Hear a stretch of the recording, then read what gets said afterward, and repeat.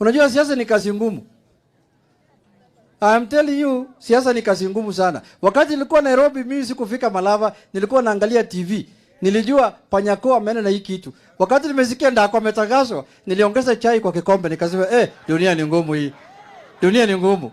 Siasa huwezi kujua bada. Wakati nimeona Panyako analia kwa police station, nikasema hii kitu atapata. Vile amelia, hii kitu atapata. Hii kitu imeenda. Jioni nimefika nyumbani nikawakisha TV. Nikijua Panyako ndio mbunge.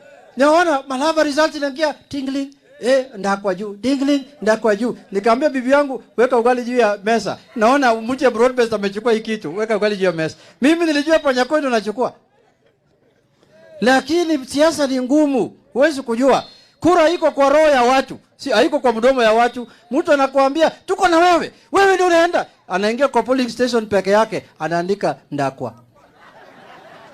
Na anapanguza mdomo, anatoka nje kama hakujui. Anasema no, Panyako ndio anaenda. Hii ndio siasa. Siasa sio kanisa. Watu wa kanisa ndio wanasema ukweli. Mtu wa siasa ni mtu muongo kabisa. Ni conman. Sasa tusipeleke siasa hivyo.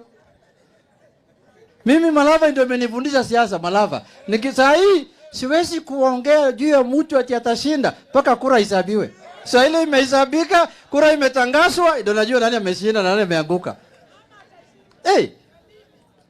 Paka Panyako amesema mimi safari hii ndio siku yangu ya mwisho kusimama. Sitaki kuwa kama Raila kuanguka. Yeye ajui Raila alipitia nini. Yeye ajui. Sasa hii ndio ameona. Niliona video akisungusha, akisema sitaki kuwa Raila kusimama kila sana kuanguka. Mimi safari hii nikianguka, ndugu yangu utaanguka mara 6. Sio mara 4, mara 6. So enda polepole na siasa. Siasa ni kazi ngumu. Ndakwa nimeona hapa vile anaimba na wamama, nimeshangaa. So siasa ni ngumu, tusipeleke haraka. Uongozi inatoka kwa Mungu. Mungu ndio anaamua nani anakuwa kiongozi, sio sisi. Roho ya Mungu ndio inaingia kwako asubuhi, inakutuma kwa polling station, inasema enda pigia mtu fulani kura.